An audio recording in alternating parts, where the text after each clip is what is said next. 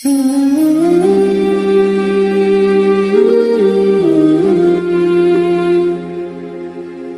ini ada lagi pertanyaan. Apakah kepahaman kaum seperti Jukam ini secara dalil akan terus lestari sampai hari kiamat walaupun sudah kita sampaikan dengan sejelas-jelasnya? Allahu a'lam. Yang jelas, wa ja'alna ba'dakum li ba'din fitnatan. Allah akan menjadikan cobaan, sebagian kalian menjadi cobaan buat yang lain. Yang artinya apa? Kelompok-kelompok atau firqah-firqah yang menyimpang itu akan terus ada, akan terus ada. Dan seandainya bukan Jukam, akan ada firqah yang lain. Dan supaya diketahui nih oleh teman-teman di Jukam nih, seringkali teman-teman di Jukam ini diberi syubhat begini, seandainya Jukam ini nggak benar, nggak mungkin bisa berkembang pesat, bisa eksis sampai sekarang. Ini nggak mungkin. Adanya jamaah bisa berkembang pesat di mana-mana, apalagi bisa bertahan sampai sekarang, itu karena ridhonya Allah. Saudara sekalian, itu cara berdalil yang salah, ya. Itu cara berdalil yang salah. Kalau saudara-saudara berdalil dengan banyaknya pengikut, maka di luar sana ada atau mungkin banyak firqah-firqah yang pengikutnya jauh lebih banyak daripada Jukam. Sekarang misalnya Syiah, pengikutnya lebih banyak daripada Jukam. Mereka bahkan menguasai beberapa negara. Apakah ini tanda bahwa Syiah itu diridhoi oleh Allah? Bukan. Kalau banyaknya pengikut itu adalah ukuran ridhonya Allah, berarti Syiah ini lebih benar daripada Jukam. Kenapa? Pengikutnya lebih banyak daripada Jukam. Begitu juga dengan eksistensi. Jukam merasa bisa bertahan dari tahun 41 sampai sekarang. Ini adalah bentuk ridhonya Allah, bukti ridhonya Allah, bukti pertolongan Allah. Itu juga salah. Kalau ukurannya eksistensi, Syiah itu sudah ada sejak kapan? Sejak zaman sahabat. Munculnya Syiah itu kapan? Sejak zaman sahabat. Misalnya paling lambat lah, sekurang-kurangnya itu zaman kekhalifahan Ali atau bisa sebelumnya, atau bisa sebelumnya. Sampai sekarang Syiah masih eksis.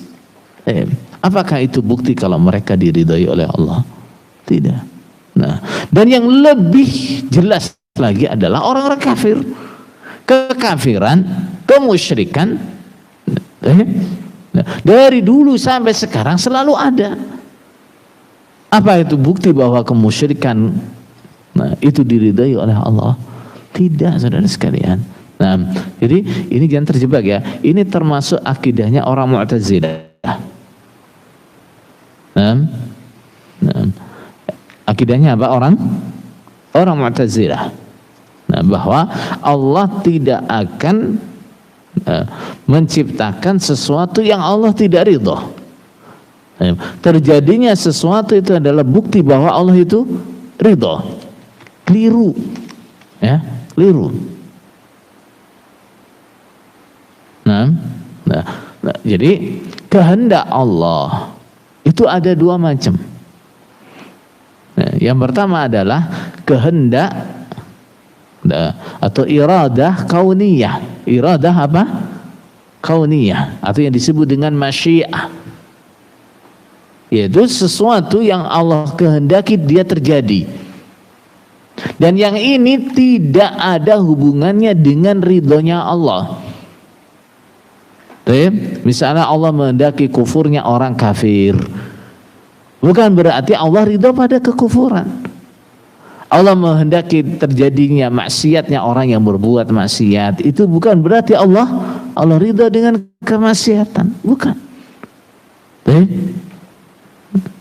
Jadi namanya masyiah, kehendak Allah yang bersifat kauniyah, ini tidak berhubungan dengan ridhonya Allah.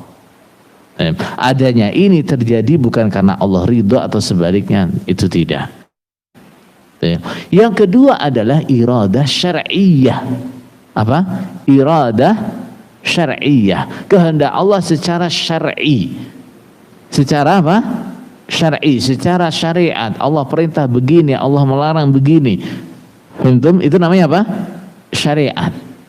Nah, inilah yang berhubungan dengan ridhonya Allah. Bila kita bisa kerjakan ini menjadikan ridhonya Allah. Bila kita tidak mengerjakannya, maka itu akan mengakibatkan murkanya Allah.